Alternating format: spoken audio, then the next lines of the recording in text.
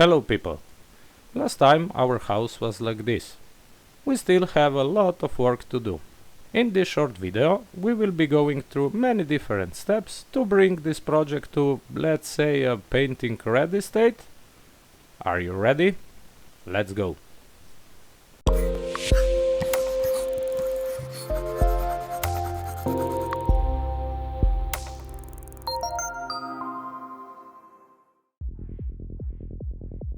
I began sanding the surface with a 3M sanding sponge.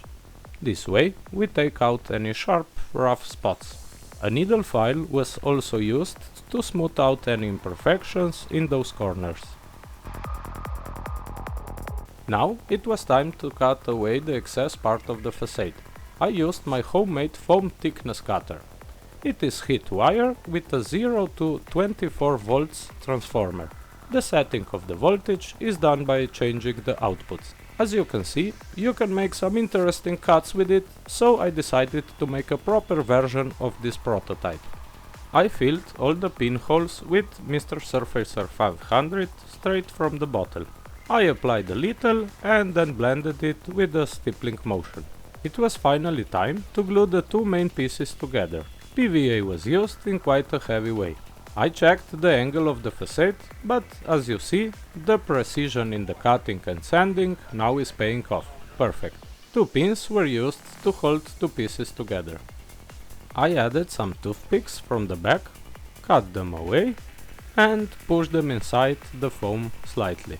I used wall filler to quickly fill any gaps between the foam and the other pieces. I started adding wood grain with a fine saw. Just scraped the piece for some time.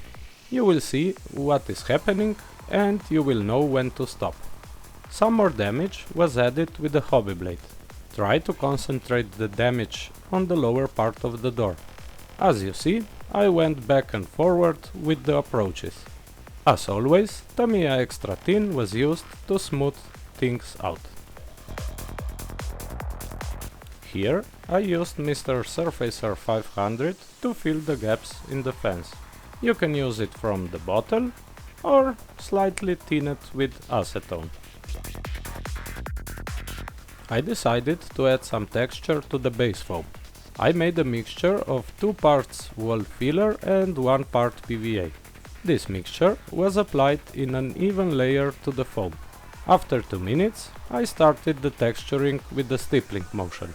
You can easily control the effect by how many times you clean the brush, the mixture ratio and the time you let the layer dry. This effect was applied to all the base foam.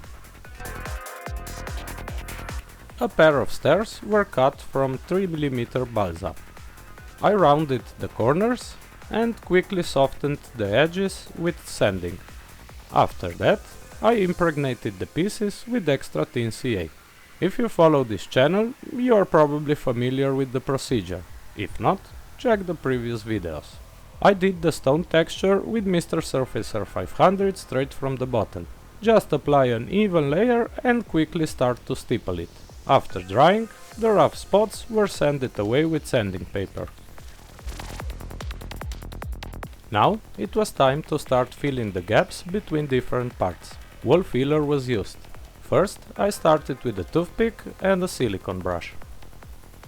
The excess was taken away with a brush and water. Then I discovered that I could simply apply the filler with the brush. After a minute or so of drying, take a soft wet brush and go over the filler again. Be careful to remove the filler from unwanted spots.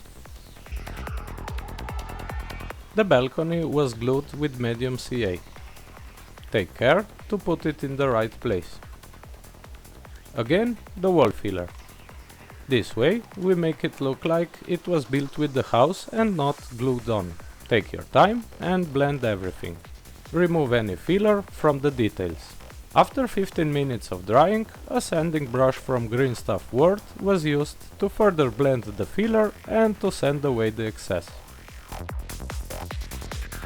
Before priming, I always wash my parts with isopropanol and a soft brush. The dust was first removed with blowing air. The smaller parts were mounted to a piece of cardboard with Patafix balls. This way they are lifted from the ground and they will not fly away while priming.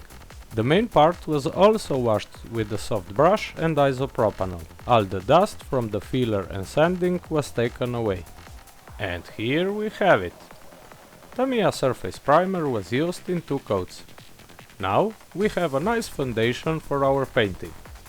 In the next episode we will start with pre-shading and then proceed to painting. While you are here, I will invite you to subscribe to this channel and share it with your friends.